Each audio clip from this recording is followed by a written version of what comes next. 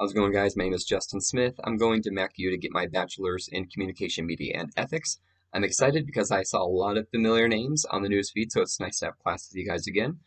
And whenever I think about this class and what I'm excited about with this class is it's going to help me a lot in my career, and I like to just study different cultures, get a better understanding for cultures.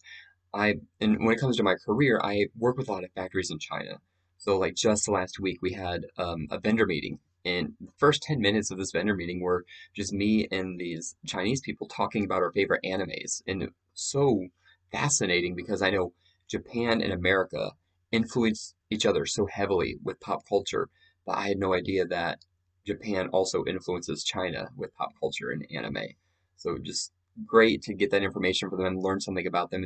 I love learning about how we can be in different environments and live different lives, but still have so many things in common. That's something I'm hoping to learn more about. Shifting over to the COVID questions, I think COVID forced us to find what we value, find what we really want, and then take that and make it be the new standard. So, for example, I work at Jasco Products. We make HDMI cables, computer accessories, TV accessories, antennas, remotes, lighting fixtures. So when COVID first came, we had to hire a lot of people because we couldn't keep up with sales because people working from home, they needed new computer accessories, they needed a computer mouse. When people started getting stimulus checks, they started buying new TVs and upgrading their house. So we sold that stuff as well. So I'm fortunate and blessed to have worked for a company that kind of thrived through the pandemic. But then, kind of that shift that we're talking about, the shift of values, we're coming back to work. We only have to work 2 days a week, and we still have a high turnover rate. People value being home so much that they will leave this job to find another one where it's just working from home.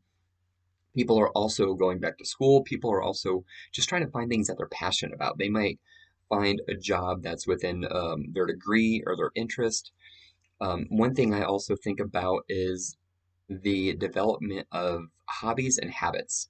So the habits you see can be healthy habits of eating better or just meditating, doing yoga. People wanted to take their physical health and mental health more seriously through the pandemic, so they developed healthy habits to lead them to change those behaviors. And then with hobbies, you see people, I do mountain biking, trail running, kayaking, and I see so many people out now, and so many people say, I'm a COVID runner, I'm a COVID rider, and that means that they were trapped inside and the pandemic and they finally able to get out of the house and they just wanted to explore their area in a new way and see what else is out there and they picked up a mountain bike or a kayak. So beautiful to see people exploring and developing new habits and hobbies throughout COVID.